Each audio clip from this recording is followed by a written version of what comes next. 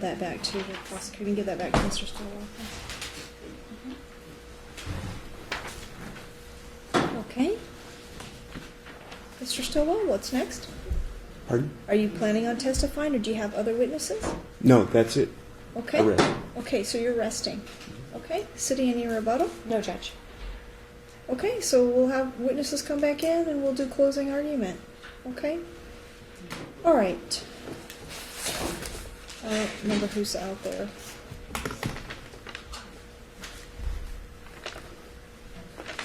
All right, City,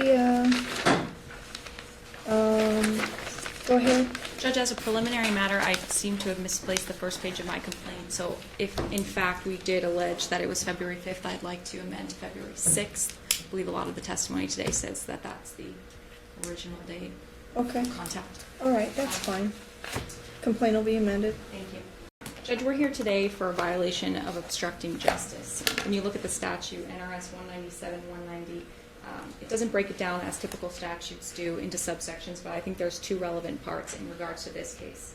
The first portion is every person who after due notice shall refuse or neglect to make or furnish any statement, report, or information lawfully required of him. Additionally, or who shall willfully hinder, delay, or obstruct any public officer in the discharge of his official powers or duties. Today, Judge, you've heard from three witnesses on the state's behalf. You heard from Detective Lang, Trooper Brashnahan, used to be Trooper Lewis, and Trooper Bertner. Detective Lang explained to you how he has typically set up checkpoints in the Las Vegas area. He's told you that during the course of his career, which has been a long one, he's done approximately 100. He explained to you the measurements, the way that they let drivers know that there is in fact an opportunity to turn and not have to come into contact with the checkpoint if a driver so chooses. In this case, he said specifically notice was provided to drivers about 1,300 to 1,500 feet away with cones starting at about 250. And he also gave specific instances where there were opportunities to not come into contact with the checkpoint and a driver could in fact turn around. He explained that he was the detective on scene at this particular checkpoint, talked a little bit about what he does. Basically, he's kind of what I would refer to as a peacekeeper. He's there to make sure everything runs smoothly and will assist at a time when anything goes wrong. However, he did give testimony that he is aware that there are statutes in place in relation to checkpoints, specifically administrative roadblocks, and in fact, there are statutes in place for failure to comply with such a roadblock. He also stated, importantly, that when an officer approaches a vehicle at a checkpoint and states, please roll down your window, it is in fact a lawful order. At that point, we called Trooper Lewis, who explained to you that this was in fact her first checkpoint, but she was standing at the portion where she came into contact with the vehicles. And once they would approach her, she would ask them to roll down their window. She would have a discussion. If there were any observations of intoxication, she would then ask the driver to exit and escort them over to the FSTs. We got more into specifics in regards to this case as opposed to what she typically does. And in this case, Mr. Stillwell drove up to the checkpoint on February 6th. He only rolled down his window a little bit. She explained to him again, sir, you need to roll down your window. Again, Trooper Lewis stated that is an order and in fact also a direction at her command. The defendant would not do so. At that point, she went and contacted Trooper Bertner and they both came back to the defendant's driver's side door. Trooper Lewis told you that at that point, Trooper Bertner somewhat took over. However, she was there to observe the watery eyes and the bloodshot eyes, and that the defendant exited and a handgun was seen on his waist. They then detained the defendant based on his failure to comply with the request to roll down the window, escorted him over to the FST location. However, at that point, Trooper Lewis took the defendant's car, ran the gun, and went back over to the FSTs, but was stating that she wasn't there the whole time. You then heard from Trooper Bertner, who told you in more specifics what occurred on this night. She stated that she, in fact, could see the defendant inside the car. She also asked him to roll down his window. He would not comply. They asked him to come out of the car, at which point he did. A gun was observed, and she then detained him and was the actual officer who escorted him to the FSTs. When he was there, he did not want to perform any FSTs, and as Trooper Bertner pointed out, he did not have to. But in such cases where a person will not comply with FSTs, they then have to comply with the PBT. She stated that The defendant made many comments about how this was against his constitutional rights, that this wasn't right, it wasn't something he had to do. She was asked a few questions about whether or not a person actually has to answer questions that she asks and elicit information from. In this case, she stated that a cite was initially given to Mr. Stillwell for obstruction.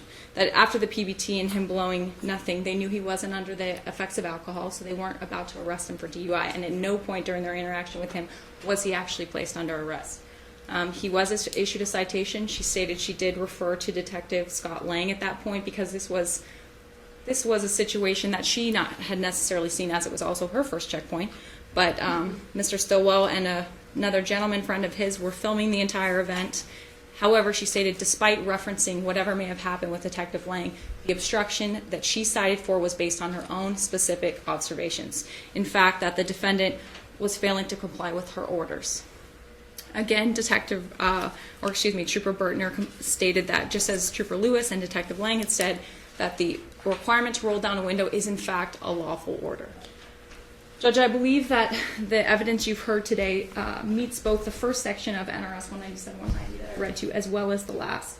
At no point was the defendant arrested, so at no point did his Fifth Amendment right to stay silent ever invoke.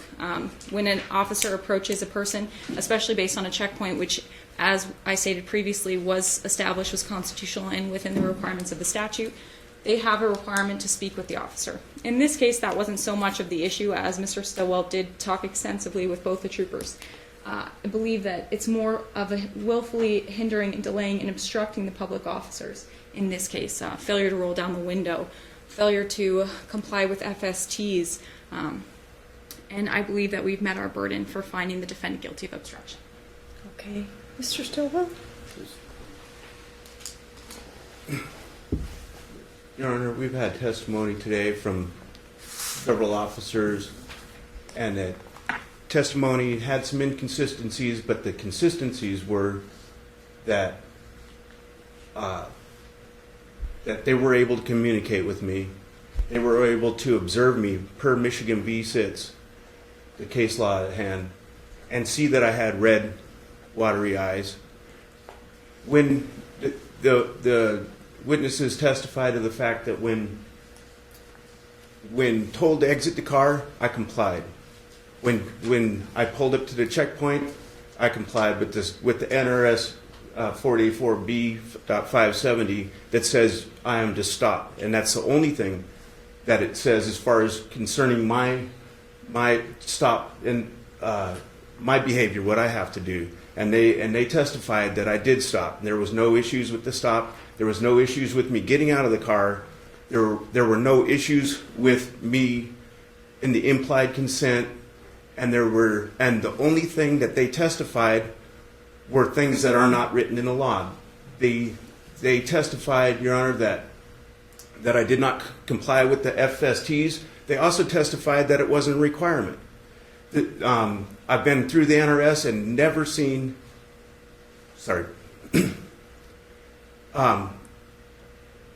Nobody was able to testify that to a NRS that says I have to roll a window down or how far it has to be down, and the case law that they were being trained on is the stop and observe, which they were able to do, and they testified to that.